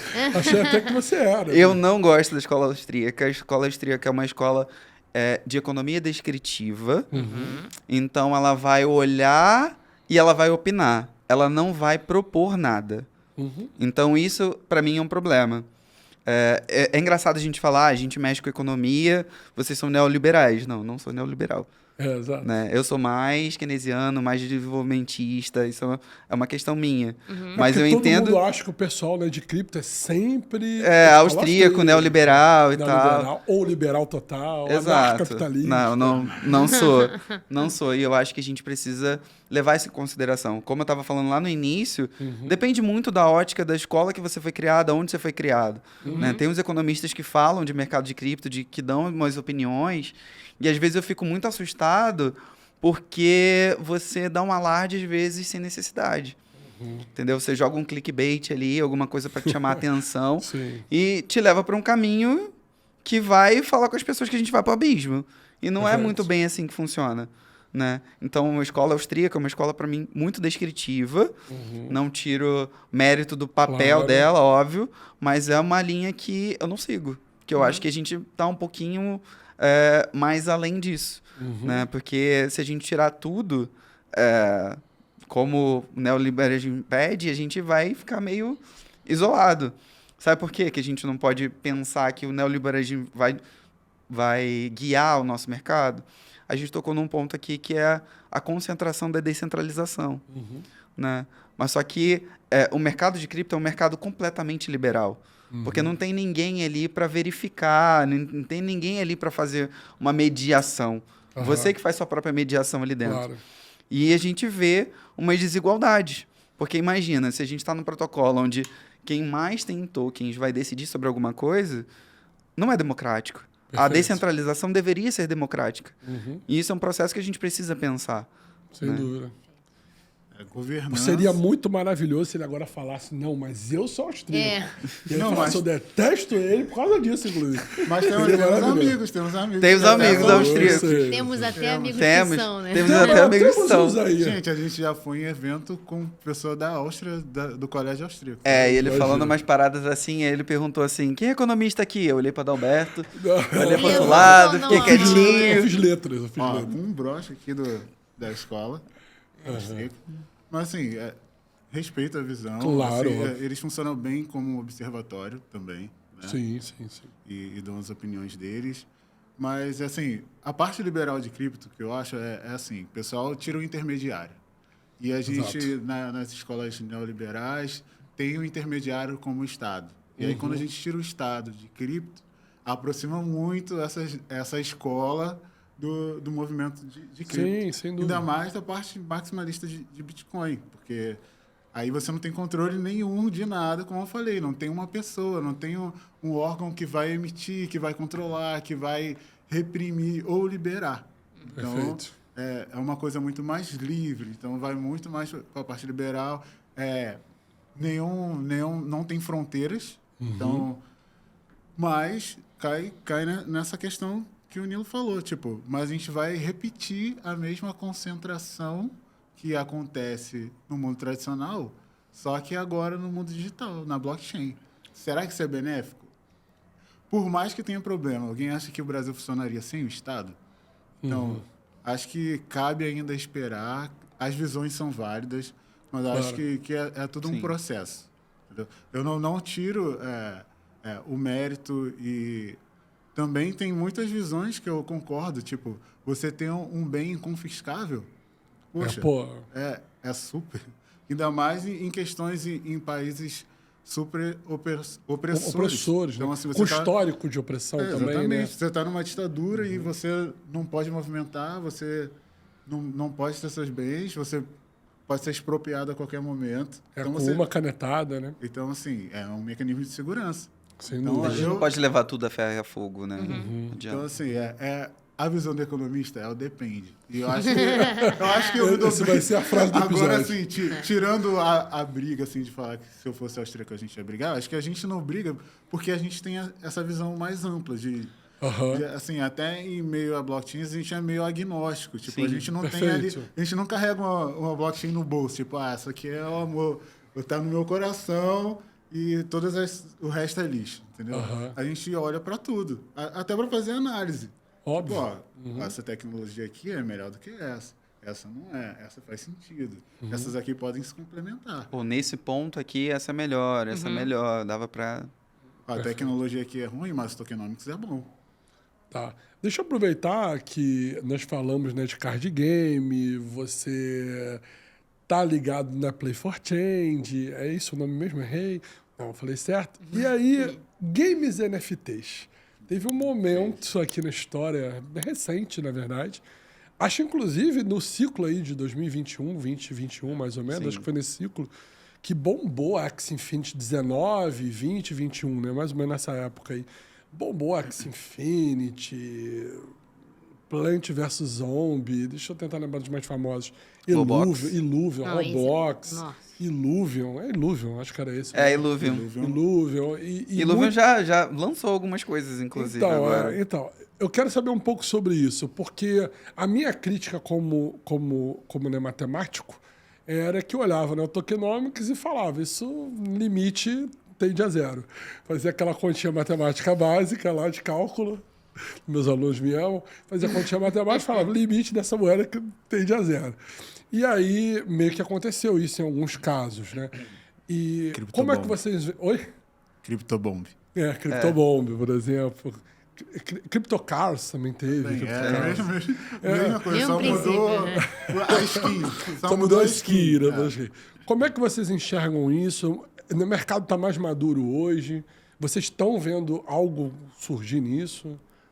Não é indicação de nada para de novo, gente. Cara, eu acho que hoje está muito mais profissionalizado esse processo de games, né? A gente tem até alguns parceiros que estão lançando alguns jogos. Legal. Né? Alguns amigos nossos trabalham em projetos de jogos, que eu acho que está muito mais voltado hoje realmente na experiência do usuário e manter ali os assets, manter aqueles ativos ali em sua propriedade, como eles vão se relacionar. Perfeito. Então, a gente está profissionalizando um criptogame dentro de utilização de NFTs. Como hoje já tem uma profissionalização, uma gama de jogos profissionais no mundo Web 2, vamos dizer assim, no mercado tradicional, e a gente está caminhando para isso. A gente vê grandes jogos que eu já joguei na minha adolescência, né? A gente tem Ragnarok, a gente tem Maple Story, a gente tem outros jogos que hoje têm migrado para blockchain, mantendo ali a propriedade dos seus dados, as suas skins, os seus itens. É porque faz todo sentido, né? Inclusive, sim, né? Eu lembro que para você, ali em 2000 Vou denunciar. Ali em 2023, ali no meu ensino médio... ali em 2003, no meu ensino médio, era muito complexo você trocar um item no Ragnarok. Você tinha que confiar na outra pessoa. Se não fosse por Zen, que era o dinheiro do jogo, você tinha que fazer por dinheiro e tinha que confiar que a pessoa ia trocar contigo. Que ela ia dar mesmo ou não. Exato. E hoje a gente vê essa estruturação muito melhor, assim, dos jogos. E o próprio jogo podendo ganhar uma taxinha toda vez que transfere, né? Essa que também é a vantagem pro jogo. E criptogame sempre teve um hype, assim, antes, né? Eu fiz 120% em Mobox. No NFT de Mobox em alguns meses, assim, né? Não é uma coisa normal de se fazer. Não é mesmo. Depois que eu fiz, eu falei, tirei e nunca mais botei mão. Né? Vamos aproveitar isso aqui e vamos embora. E eu acho que você olhar o projeto, olhar de fato de como que aquilo ali está sendo construído. Hoje a gente está vendo um link muito grande de jogos tradicionais e jogos Web3, para surgirem no mesmo tipo de plataforma, como daqui a pouco estarem no Steam, ou então até mesmo a minha esperança é que isso chegue no console. Perfeito. Né? Porque eu acho que quando chegar no console, para mim... Será? A Depende, Sony está né? lançando a sua rede de blockchain essa semana, compatível com a EVM. Será que vai chegar? Eu acho que vai, então, né? Xbox e PlayStation já registraram patentes projetos blockchain. Acho que a Nintendo Acredito também já que vai fez chegar, isso. então, né? Acho que a Nintendo também... São players pequenos. Imagina, você tá jogando ali no teu console, daqui a pouco nada. você pega uma skin específica, um item específico, que você vai vender ele. Raro, né? Não, Exato. E era uma coisa fácil de entender, né? Porque não funcionou, né? Então, porque como seria bom, né? É fácil de entender, né? Exato. Mercado de skin. Uma skin no CS. Não, eu espero que a Nintendo chegue lá, porque eu sou nintendista, né? Então... Quer pegar Pokémon e NFT. Claro, com Mas, certeza. assim... Pô, outra coisa que também faz todo sentido do mundo. Quantas vezes joguei, né, Pokémon, inclusive Pokémon GO na rua, gente. Sim. Joguei Pokémon. Você pegava Todos nós jogamos. Pokémon. Então, pô, a gente pegava um Pokémon raro e falava assim, caramba, eu tinha que poder vender isso. Sim. Porque eu dei maior sorte do mundo aqui, deu todas as combinações perfeitas. E só de você pensar, por exemplo, nos Pokémons que são regionalizados, a exemplo do Taurus, que só tem nos Estados Unidos, né? Tem outro também que só tem na Ásia. E, tipo, não tem aqui no Brasil, né? Então, Exato. acho que esse mercado ele pode ser muito mais explorado dentro de jogos, Perfeito. porque eu acho que é um caminho muito considerável de se fazer, né? Uhum. Mas tudo tem esse tempo. A gente viu isso com diversas novidades. Tá? A narrativa que o Nilo não gosta. Dando um exemplo, a gente viveu, né, o verão da DeFi, né? DeFi Verdade. Summer. Depois a gente teve os NFTs. Verdade. Depois os games. Então, assim, tem aquela iniciativa, é a novidade, fica no hype, tem a correção. Muito E aí- golpista, vai lá se aproveitar em tudo. disso, né? E aí depois a gente tem o tempo de maturação. Então, assim, surgiram jogos, teve o Axie aí, foi pioneiro falando em economia, mudou o PIB das Filipinas. Não é brincadeira. Não é brincadeira, é real. Não é brincadeira. É Mudou real. o PIB de um país, o jogo. E agora a gente vê, depois desses Bizarro. 3 anos, né? A gente vê agora jogos sérios. Assim, não que os outros não fossem sérios, mas mais profissionais, jogos AAA. Com uma estrutura melhor. A gente vê grandes players entrando agora. Né? Essa tecnologia funciona. Agora, eu já vi que perdurou o tempo, eu posso aplicar aqui nos meus Perfeito. consoles, posso aplicar essa tecnologia nos meus jogos. Rainbow Six tem já a tecnologia de NFT. Então, jogos muito conhecidos que agora a gente vai ter esse mix. Jogos que nascem direto da blockchain, tipo Illuvium, Exato. Aham. e jogos que já eram tradicionais, que vão aplicando pequenas entradas ali com NFTs ou outros mecanismos de moeda, até fazer esse híbrido, até virarem total blockchain no futuro. Por isso que eu parei de jogar jogos novos. Só jogo jogos da Nintendo e um dia que começarem consoles com blockchain, aí eu mudo. Aí tu muda de volta. Espero que a Nintendo faça isso antes. Ó. Alô, Nintendo. Você acha que em algum momento vai... Porque é óbvio que hoje já existe o mercado de game, é o maior mercado do mundo, inclusive. Hoje, que é o mercado... Dentro dos mercados de entretenimento, o maior do mundo é game hoje. E é óbvio que o mercado de game já é muito gigante, a gente produz conteúdo, a gente grava, ganha muito dinheiro no mercado de game. Mas você acha que vai ter o mercado de game em que a pessoa não vai gravar conteúdo, não vai participar nesse torneio, vai só jogar o jogo mesmo e ganhar dinheiro com isso, no sentido de ganhar a moeda do jogo, ganhar o item raro do jogo, vender na marketplace e fazer comércio escambo dentro do jogo? Vai. Nem falou Gostei. depende, hein? Não Nem tem- falou não, não. depende. O que aconteceu com os economistas, Mari? Assim, aí mais até o lado do Nilo de business, mas como você falou, o mercado de entretenimento de games é gigante. Não, maior. Se você somar cinema e música, não bate game. Não bate games. Não. É absurdo. Então, é maior hoje. Então, assim, o mercado E querem chamar a gente de paralelo- minoria, hein? Olha lá. O mercado paralelo de itens de jogos transiciona Absurdo. um volume absurdo de dinheiro. E tipo, vou botar entre aspas aqui, é o mercado negro, é o mercado Sim, ilegal. Que E você vender não- conta também. E né? aí, Sim. e qual o problema que a gente esbarra? Na insegurança. Você não sabe se vai receber aquele item ou não. Perfeito. E o que blockchain traz? Segurança. Segurança. Então, assim, não tem como. Não tem como isso não se ligar. E eu acho que agora as grandes empresas já perceberam isso. E em vez de você ter um mercado paralelo, por que não dentro da Steam? Por que não dentro aqui da minha Game Pass? Então, assim, você vai vender, mas eu vou ganhar. A mesma coisa dos ingressos. Perfeito. Eu peguei aqui meu item raro. É meu, tá na minha conta. Eu quero vender para outro jogador. Né? Perfeito. Eu vou ganhar meu dinheiro, mas o criador do jogo vai ganhar nessa transação. Exato. Claro. Então, a gente já viu isso acontecer, até esqueci de dar esse exemplo, com os jogadores de futebol do mundo real. Uhum. Eles foram revendidos para outros times, estavam com o passe tokenizado, a pessoa que tinha aquele Que token tinha um pedacinho, recebeu. A mesma coisa vai acontecer nas transações dos jogos. Então, assim, você vai pegar um item raro, você vai vender, você vai ganhar dinheiro e a empresa que é detentora dos direitos também vai ganhar dinheiro. Então, e você tira o problema que eu acho que é até mais sério, que é a pirataria. Porque Verdade. não vai estar ligado. Não vai estar ligado. Um software pirata não vai estar ligado na blockchain, não vai dar para você trocar, não vai dar para você comprar. Vai dar você, de repente, ter uma experiência ali limitada. Mas Perfeito. vai valorizar o mercado de jogos, inclusive. Também acho mesmo.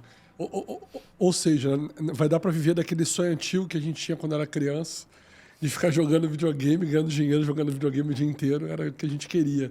Era só isso que a gente queria, gente. Sim, A gente queria mais nada. Só Mais isso nada. que a gente queria. Mais nada.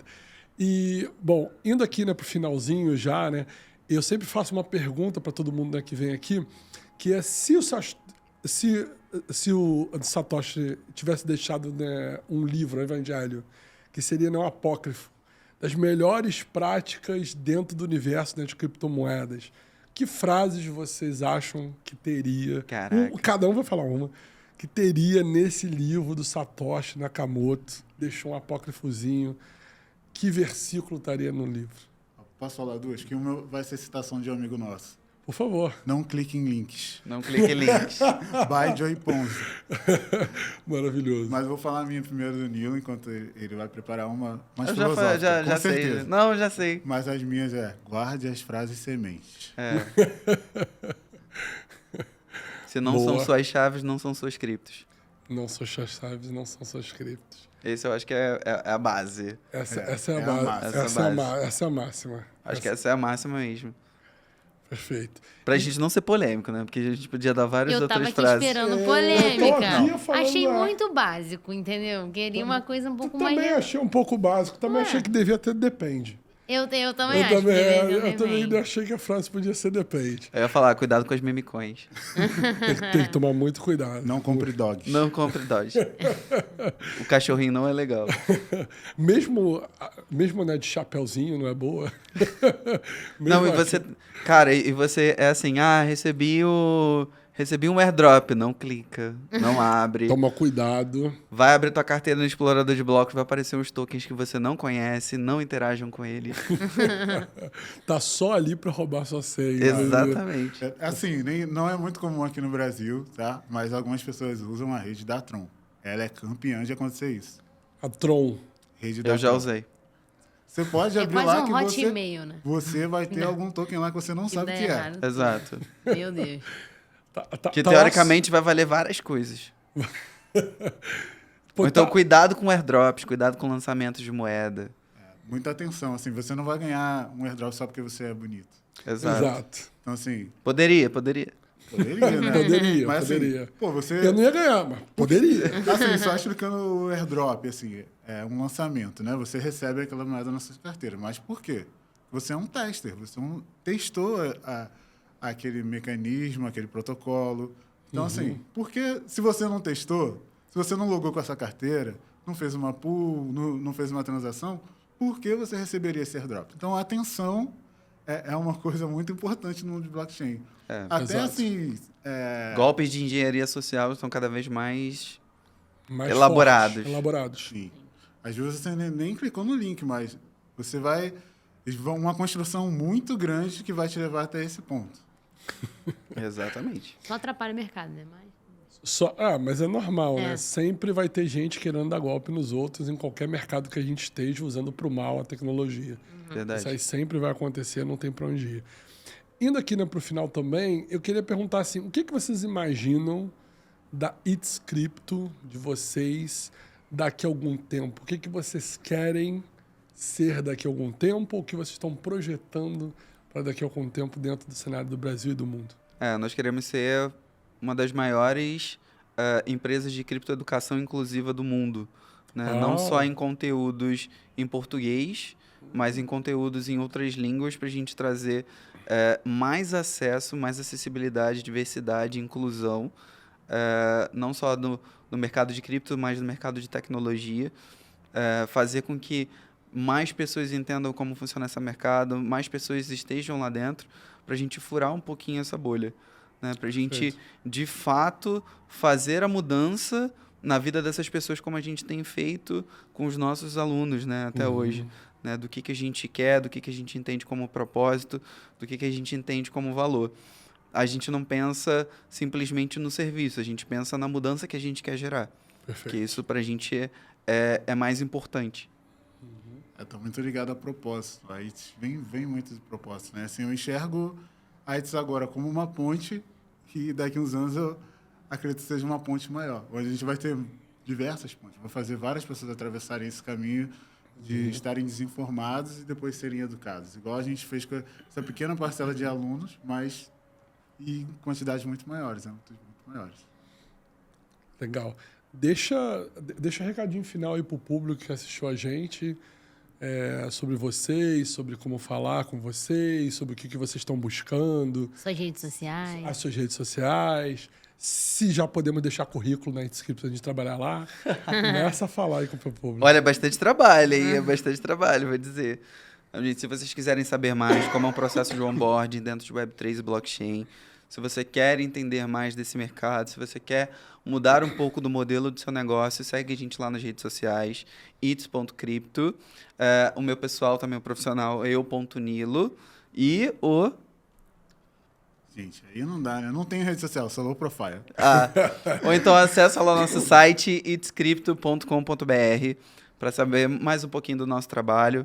Se você é uma empresa também e quer levar esse tipo de onboarding para os seus funcionários, para entender como interagir, né, claro, em processos de programação e em processos de business, né?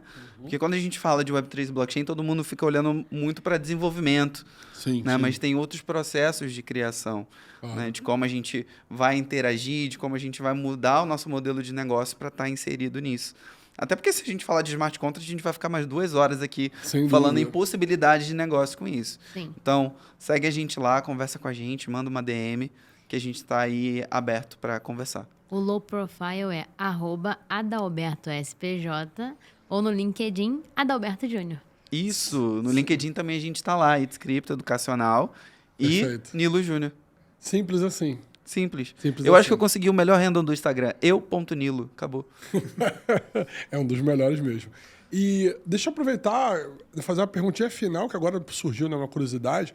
Se você tem uma empresa e quer implementar alguma coisa de tokenização dentro da sua empresa, ou de NFT, ou de uma proposta de negócio, hoje tem soluções, né, baratas para fazer isso de forma simples, Sim. ou só grandes empresários, Elon Musk para cima, conseguem fazer Não, isso? tem, nas suas hoje empresas? tem mecanismos muito mais simplificados de se fazer isso. E não só de tokenização, até mesmo de serviços contábeis, para entender Caramba. como funciona isso. Então, a gente também presta esse tipo de consultoria. Maravilha. Então fica a dica aí para você que tem uma empresa, quer saber um pouco mais, itscrypto.com.br. E só para ter certeza, é com I ou com Y? Com o I. Itscrypto. Ui, tá na It's, óbvio. camisa. Não, só o It's. Mas o cripto É o não, cripto. porque cripto pode ser com I. Não, ali tava, né? É que sumiu. Em diversos casos, Tava na tela aí, pessoal, tava na colocar um tela. negócio em blockchain, na Web3, pode trazer redução de custos. Exato. Uhum. Para pequenas e médias empresas pode ser até um fator de redução de custos. É mesmo? Caramba, super, super interessante. Então, se você está interessado, clica na Saiba Mais e fala com Nilo ou Adalberto. O link. Ambos atendem como Júnior. Fala Júnior que eles vão atender você. Em qualquer muito lugar bem. que a gente vá, se alguém chamar Qualquer Júnior, lugar. todo mundo Não, vai olhar. inclusive aconteceu aqui, né? Falaram Júnior e os dois olharam. O Os dois link olham. vai estar na descrição. Também. Gente, muito obrigado. Se você chegou até aqui, dê seu comentário para eles, coloque o seu curtir, compartilhe esse vídeo, ativa o sininho de notificações e até o próximo episódio. Muito obrigado para vocês. A gente que agradece a presença. Obrigado. Valeu.